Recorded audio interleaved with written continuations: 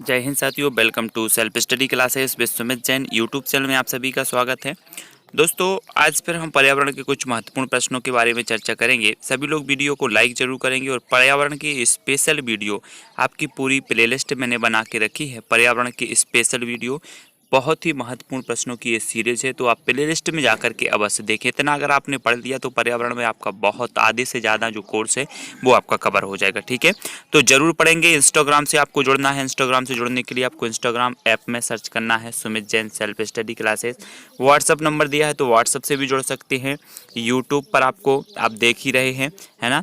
Facebook पर आपको search करना है सुमित जैन, ट्विटर पर सुमित जैन और टेलीग्राम ग्रुप में अवश्य जुड़ना है, सर्च करना है IAS स्टडी ट्रिक और ज्वाइन हो जाना है। ठीक है, तो दोस्तों स्टार्ट करते हैं आज का ये वीडियो। आपका प्रश्न है, गैंडा स्टेट के नाम से जाना जाता है। तो गैंडा स्टेट के नाम से कौन जाना जाता है? आपको पता है कि एक सींग वाले गैंडे के लिए जिम कॉर्बेट राष्ट्रीय उद्यान जाना जाता है। ठीक है ना। और एक जिम कॉर्बेट राष्ट्रीय उद्यान कहाँ पर है? असम में। ये चीज़ भी सभी को पता है। अब गैंडा स्टेट के नाम से जाना जाएगा तो कौन सा राज्य जाना जाएगा?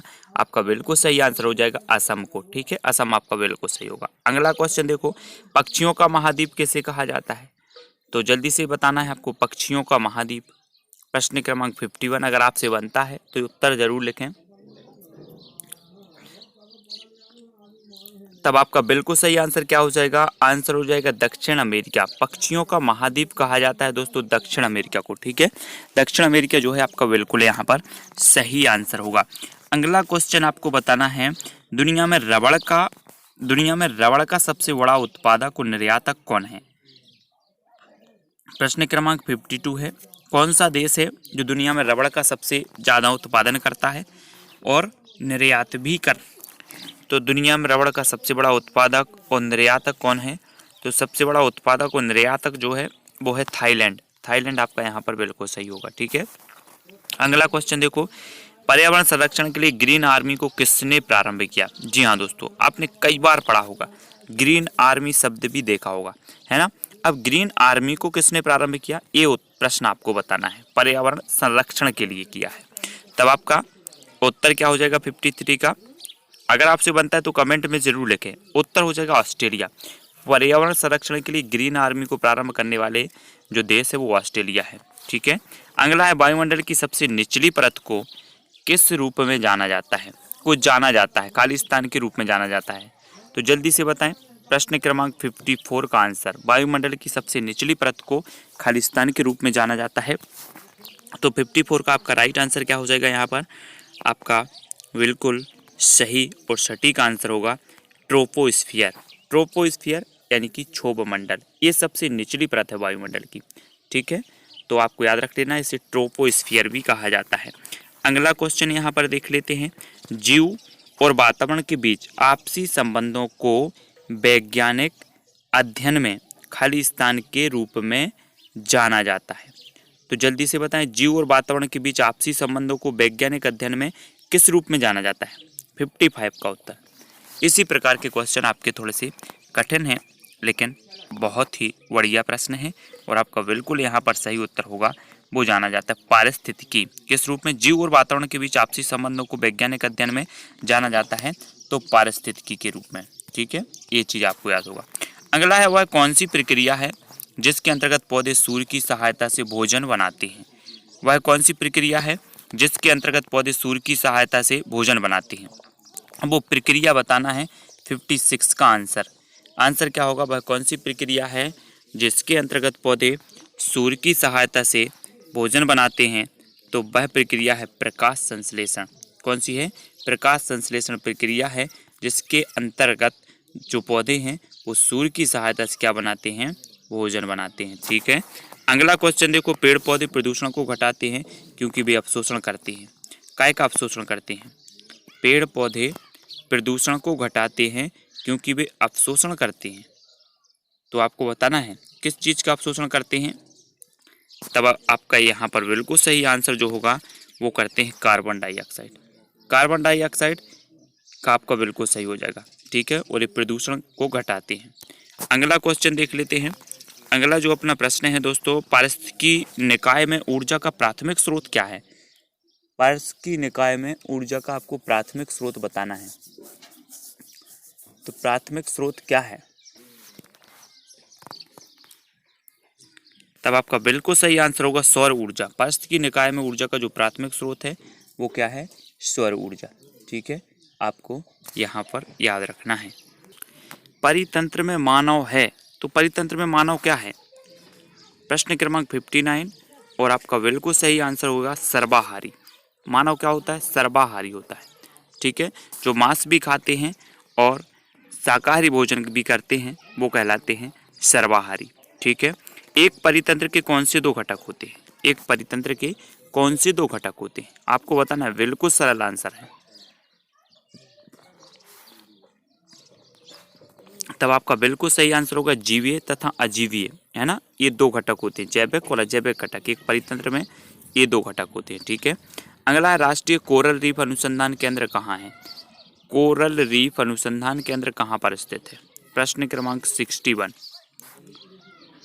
तो आपका बिल्कुल सही आंसर क्या होगा? अंडमान और निकोबार द्वीप समूह में।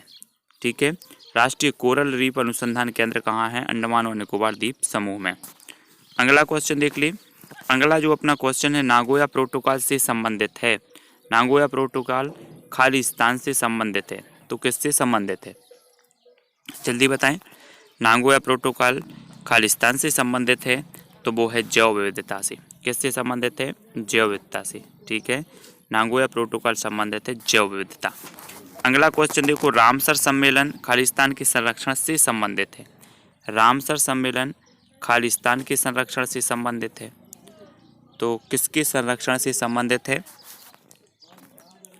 तब आपका बिल्कुल सही आंसर क्या होगा? नम भूमि। नम भूमि के संरक्षण से संबंधित है कौन सा सम्मेलन? रामसर सम्मेलन। ठीक है, अगला क्वेश्चन है दोस्तों, भारतीय राष्ट्रीय जैविक विविधता प्राधिकरण स्थापित किया, तो आपको बताना है। आंसर आपका क्या हो जाएगा? 2003 चेन्नई में। भारतीय राष्ट्रीय जैविक विविधता जो प्राधिकरण स्थापित किया गया वो कहाँ किया गया? 2003 में किया गया और चेन्नई में किया गया। ठीक है, ये चीज़ याद रखनी है। अगला क्वेश्चन देख लेते हैं, UNEP का मुख्यालय कहाँ है? सभी को बताना है।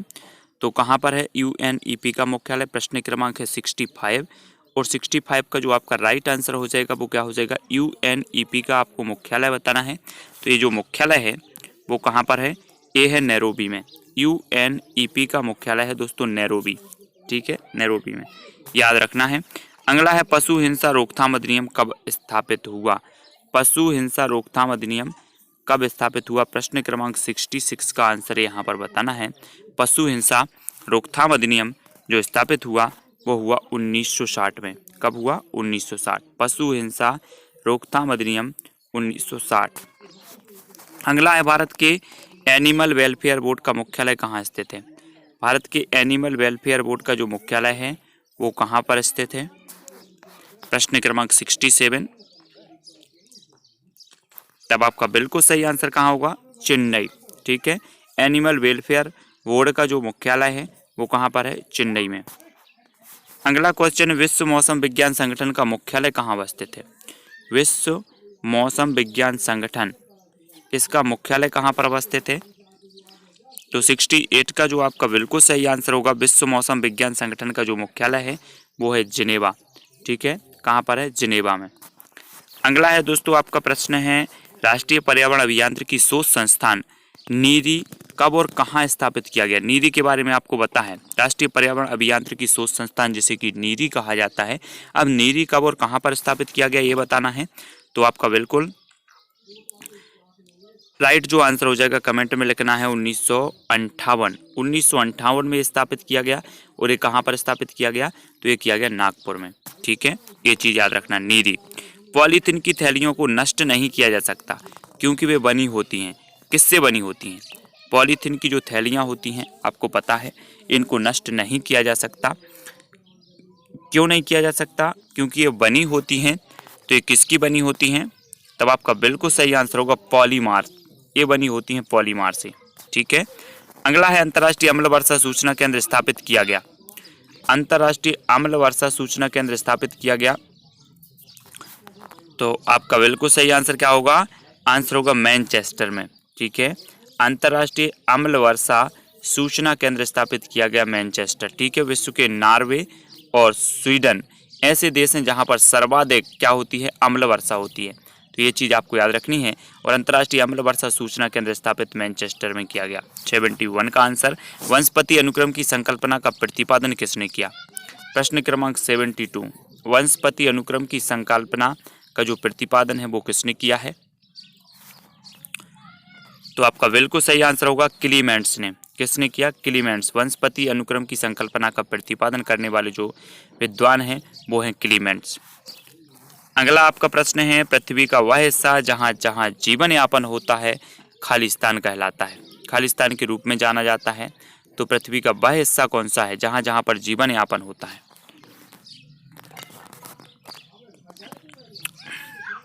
तब आपका राइट आंसर क्या हो जाएगा? जीवमंडल। ठीक है, क्या कहलाता है? जीवमंडल। याद रखना है, जहाँ जहाँ पर जीवन यापन है वो जीवमंडल है। पृथ्वी की ऊपरी परत जो मनुष्य जीवन की मदद करने में सक्षम है को खालिस्तान कहा जाता है।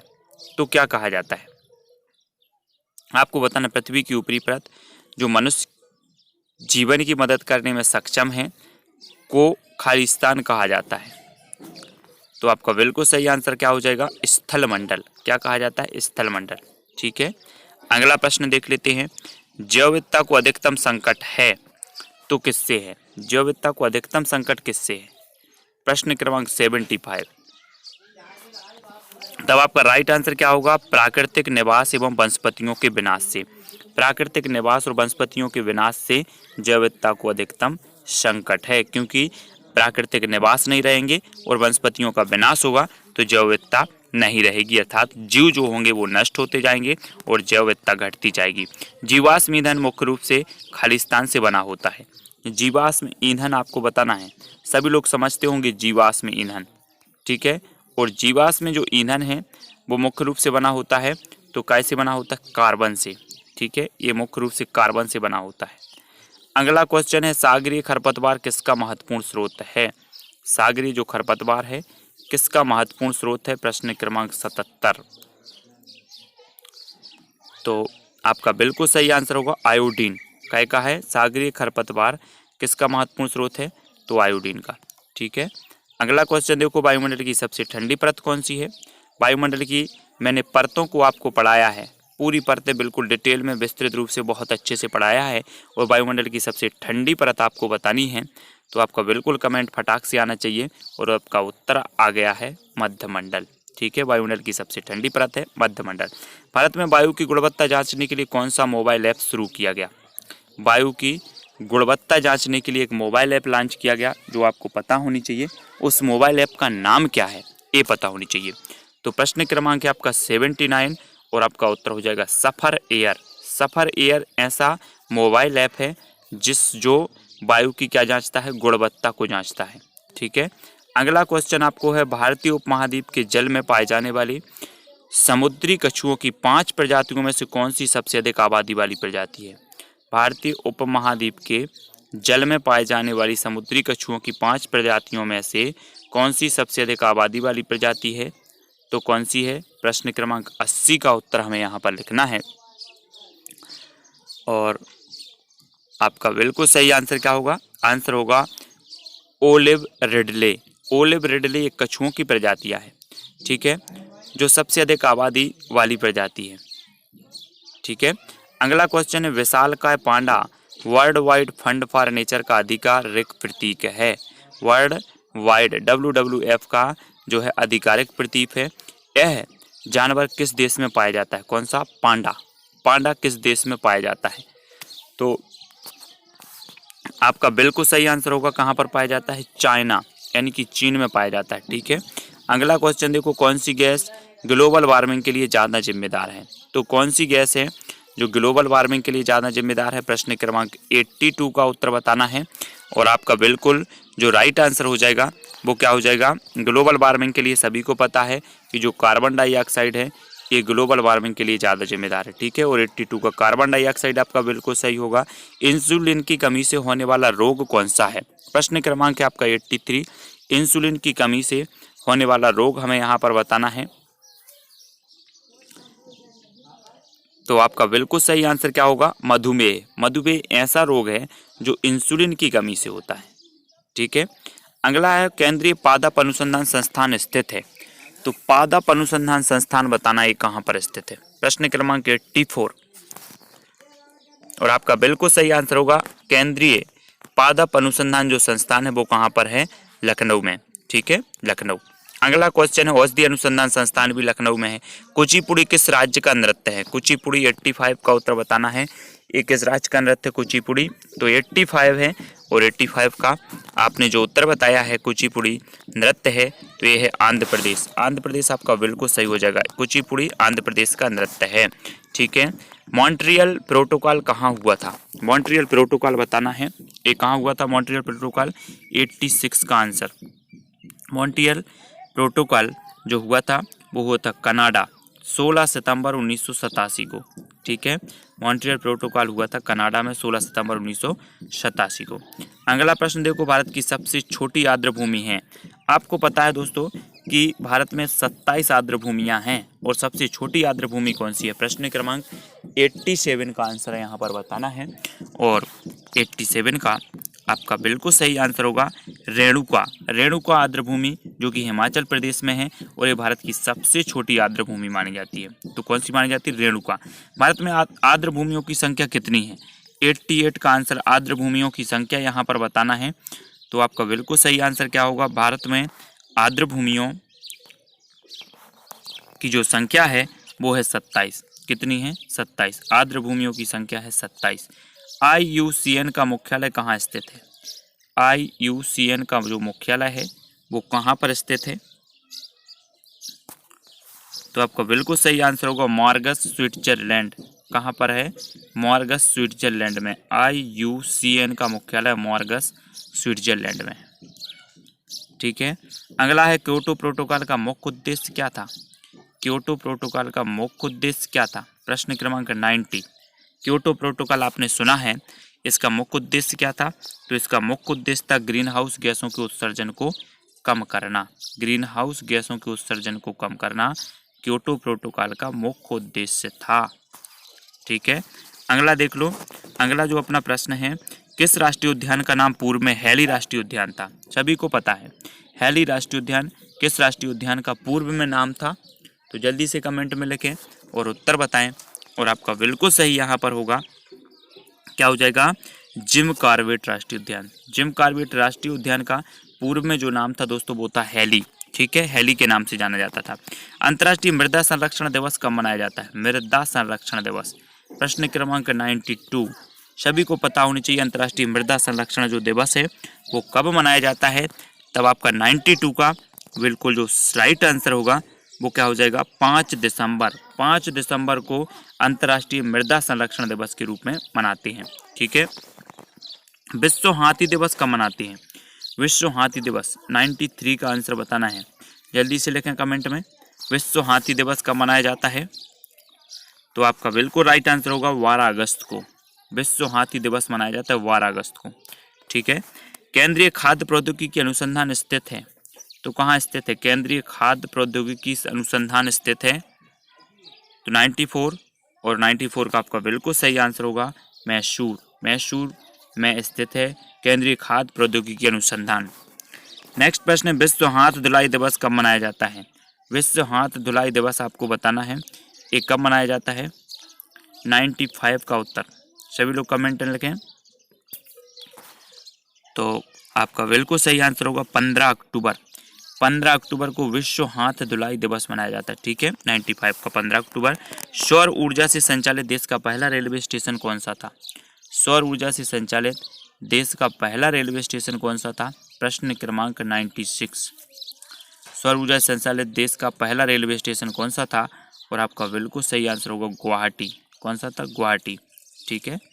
अगला है, मंगल को लाल ग्रह क्यों कहा जाता है? सभी को एक क्वेश्चन आ जाता है कि किस ग्रह को लाल ग्रह कहा जाता है, तब आपका सीधा उत्तर होता है मंगल को। अब मंगल को लाल ग्रह क्यों कहा जाता है? तो आपको पता है आयरन ऑक्साइड के कारण। ठीक है, आयरन ऑक्साइड की उपलब्धता के कारण मंगल को लाल ग्रह कहा जाता है। अब पानी, जैसे मान के चलो पृथ्वी को नीला ग्रह क्यों कहा जाता है? तो पानी की उपलब्धता के कारण।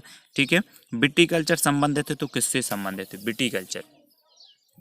तो आपका बिल्कुल सही आंसर क्या होगा, विटीकल्चर जो संबंधित है वो अंगूर उत्पादन से। किससे संबंधित है, अंगूर उत्पादन से। ठीक है, अगला क्वेश्चन, स्वच्छ भारत अभियान की शुरुआत कब की गई। स्वच्छ भारत अभियान की शुरुआत बताना है कब की गई। तो आपका बिल्कुल सही आंसर होगा 2 अक्टूबर 2014। 2 अक्टूबर 2014 को स्वच्छ भारत अभियान की शुरुआत की गई। ठीक है, 2 अक्टूबर 2014। जल में उगने वाले पौधे कहलाते हैं, क्या कहलाते हैं। प्रश्न क्रमांक 100 और लास्ट प्रश्न है आपका, जल में उगने वाले पौधे क्या कहलाते हैं। तो आपका बिल्कुल सही आंसर होगा हाइड्रोफाइट। क्या कहलाते हैं, हाइड्रोफाइट। ये जल में उगने वाले पौधों को कहा जाता है हाइड्रोफाइट। ठीक है, तो दोस्तों यहाँ पर हमने लगभग जो है 50 प्रश्नों पर चर्चा की है ना। 50 प्रश्न आपसे बने होंगे और इनको सबको मिला के आपके 100 प्रश्न पूरे कंप्लीट करा दिए जाएंगे।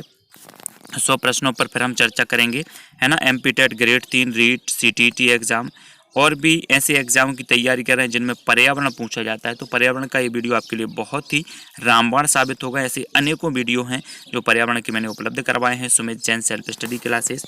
ठीक है, इंस्टाग्राम पे आप फॉलो कर सकते हैं, व्हाट्सअप नंबर दिया है, और टेलीग्राम ग्रुप से जुड़ना है IAS स्टडी ट्रैक, ट्विटर से जुड़ना है सुमित जैन, और फेसबुक से जुड़ना है सुमित जैन, आपको सर्च करना है। ठीक है, वीडियो कैसा लगा कमेंट के माध्यम से बताएं, वीडियो को लाइक करें और इसी प्रकार से जुड़े रहें। शाम 6:30 बजे आपकी रोज़ और निरंतर पर्यावरण की क्लास होती है। ठीक है, उससे जुड़ें, वीडियो को लाइक करके शेयर अवश्य करें, अपने ग्रुपों में शेयर करें। आज के लिए बस इतना ही। जय हिंद।